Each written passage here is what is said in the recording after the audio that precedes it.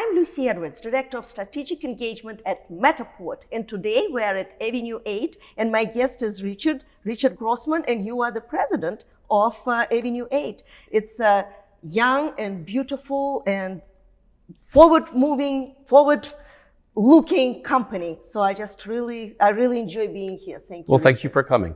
Thank you for having me here to speak with you. So let's talk about why Avenue 8 and why did you join the company? So, I have been in the real estate business for 40 plus years, most recently president of Halstead and Brown Harris, and I really was looking to make a change and to do something much more modern. When I decided that I didn't want to be at Brown Harris anymore, I had a lot of opportunities. And I really found, I met with Justin and Michael from California, and I really felt they were really trying to build a brokerage that was different than anything that I had heard of or I had seen in the industry. And it was a much more modern, forward-thinking way of running a real estate brokerage, both from a company running its business and also from an agent's perspective of being more modern and not coming with sort of the rules and maybe some of the baggage of the more traditional companies. Well, that's a great reason.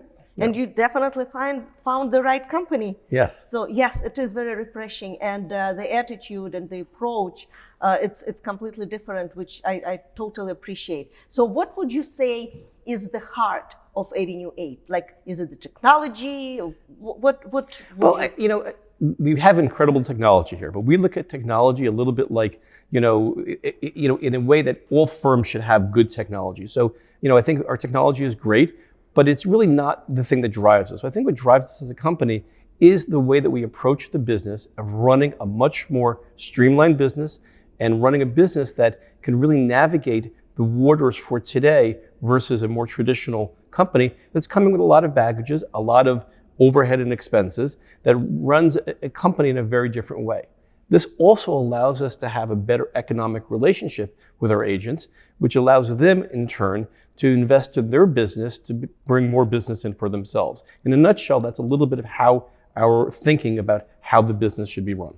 So it's all about the agent and the final consumer. Absolutely. And to make it easy and affordable and for them to focus on what they do best. Absolutely. Yeah. Totally agree with that direction. Yeah. Let's talk about your experience.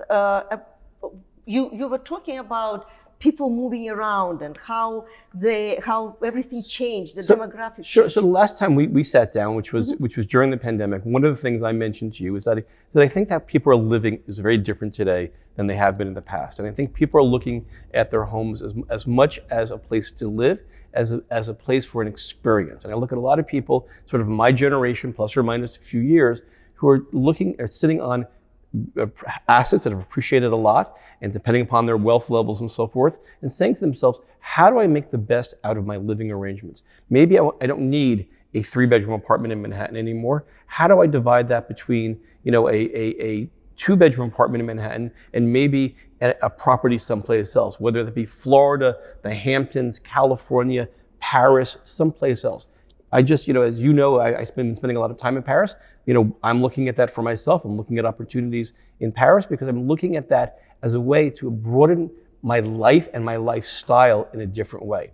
I was speaking to a friend of mine just this week who has an apartment here in the city. She's spending a lot of time out in the Hamptons, and she's saying to herself, do I really need as big of an apartment in the city today that comes with a lot of expenses, overhead, and so forth?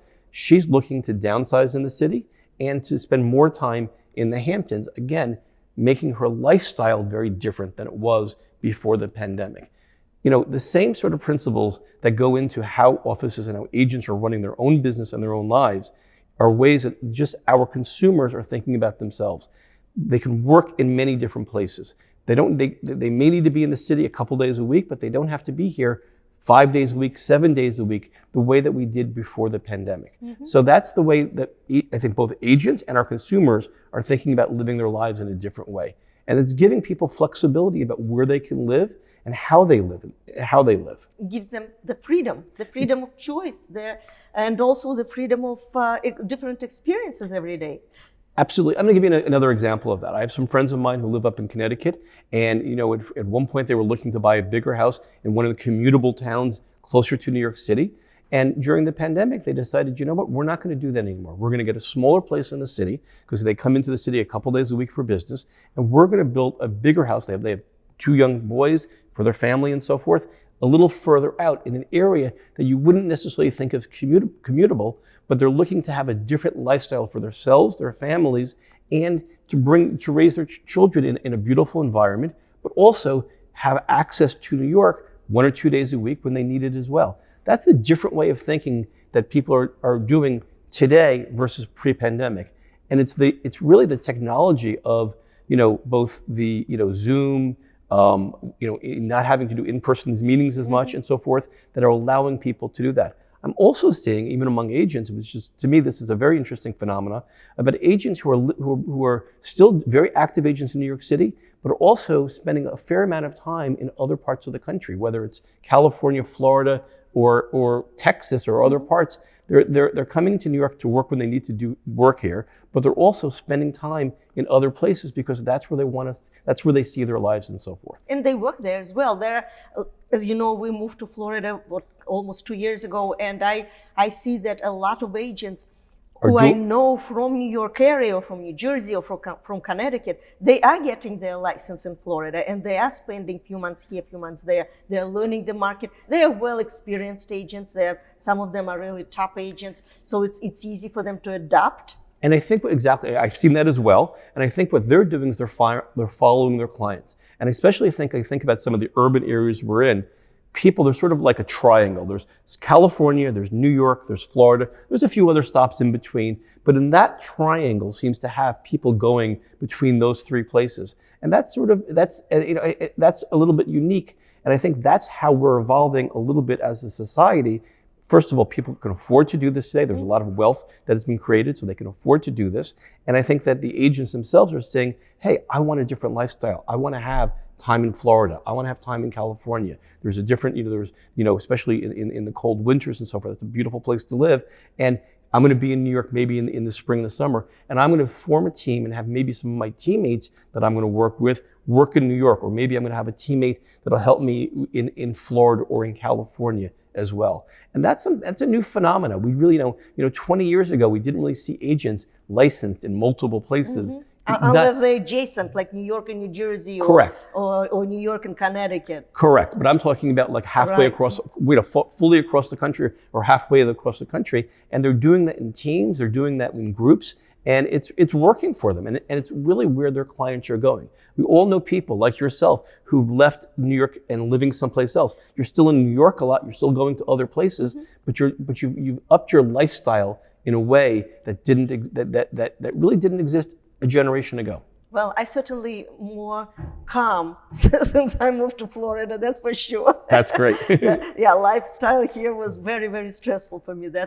I can tell you that. Good for you. And you know what, Inman, so during Inman, we met with one company from Portugal, and they came to, actually there were a lot of foreigners at Inman, from Germany, from Denmark, and the Portuguese company, they even had a booth at Inman. And they were saying that 35% of their business came from Americans moving to Portugal. Well, this doesn't surprise me in the least. And I'm going to tell you why I think that's happening. I think there's a number of reasons. Again, there's a certain generation of getting to a certain age. They're looking at their lifestyles, and they want to have experiences of living in other places. Portugal offers a golden visa. I don't know all the rules around it, but it is a way for people to go and stay in a longer period of time.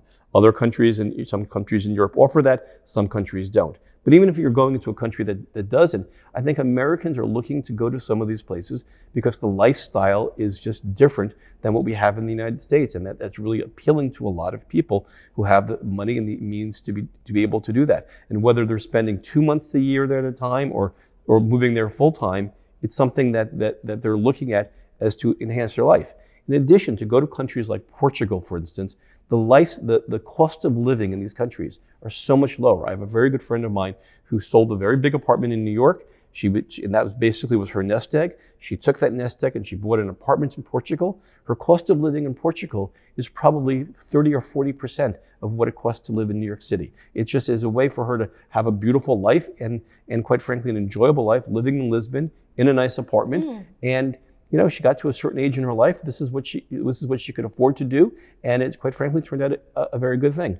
And I speak to people. There are obviously lots of different levels of wealth, but people who have even modest means and so forth are looking at that because it's cheaper to have a day-to-day lifestyle in Europe than it is in New York or the United States. Yeah, he was saying something about you can buy a castle for $6.5 million with a huge piece of land and your own wineries, and Sure. it's amazing. I can't afford $6.5 million, but a lot of people can. But I think this is really the secret. It's there's $6.5 million properties, but there's also properties for $500,000 or $1 million that are much more affordable. Mm-hmm. And there are people who might have in the New York area who had seen a lot of appreciation on their real estate and have $2 million or $3 million. They sell that. They're able to take some of that money, buy a place in Portugal or in Greece or in Italy, and still maintain a very nice lifestyle.